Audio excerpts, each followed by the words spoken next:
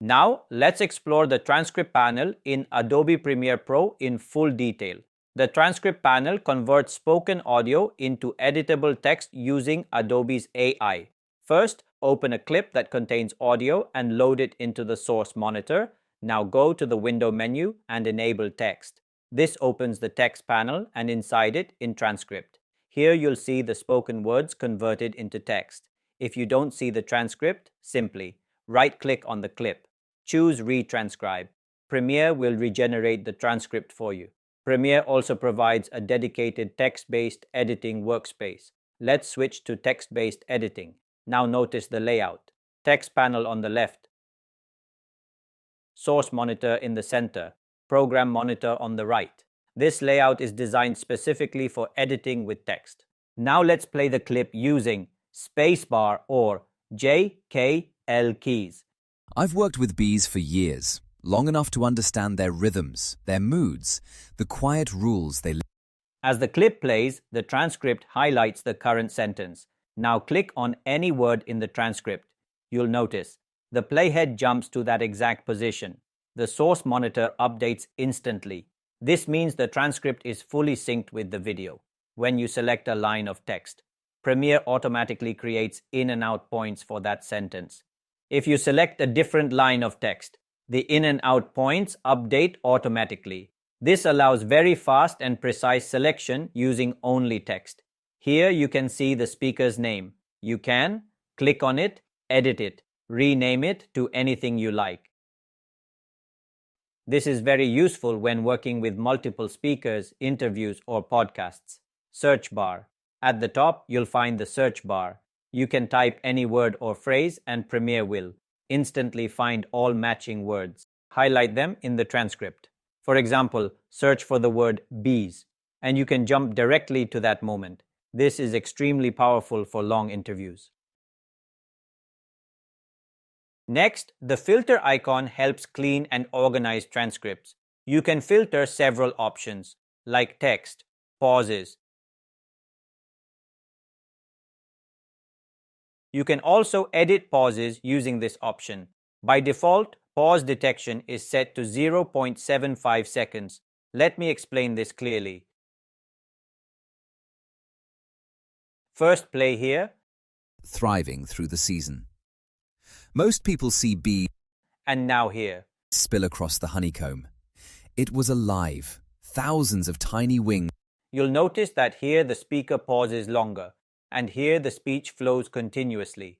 By adjusting pause detection, Premiere identifies these gaps and helps split long paragraphs, improve readability, organize dialogue more clearly, split and merge segments. You can split one long segment into two with Split tool,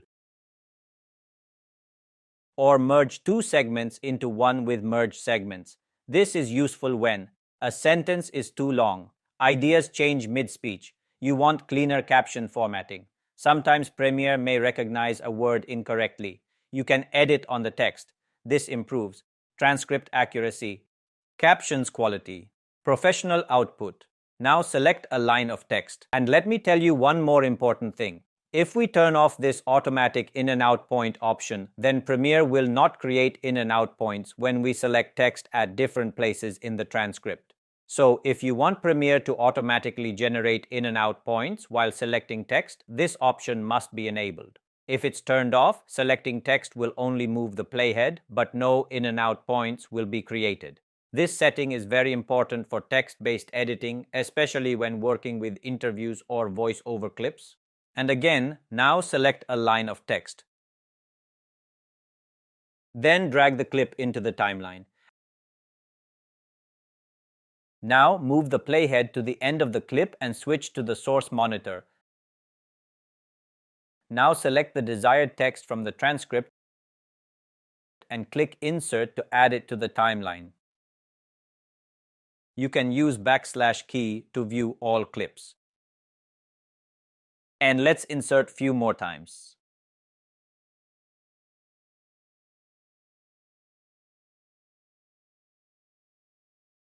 Now let's move to the program monitor. Now notice the difference between the source monitor and the program monitor.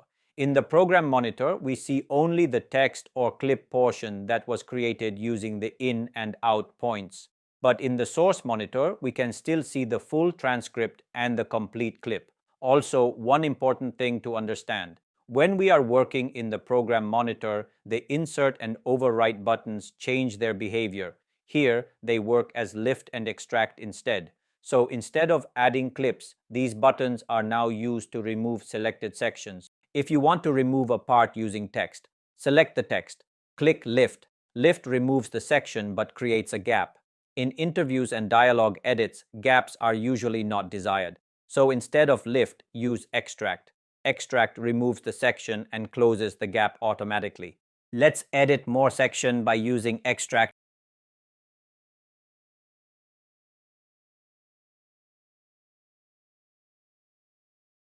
And now play the timeline. I've worked with bees for years, long enough to understand their rhythms, their moods, the quiet rules they live by.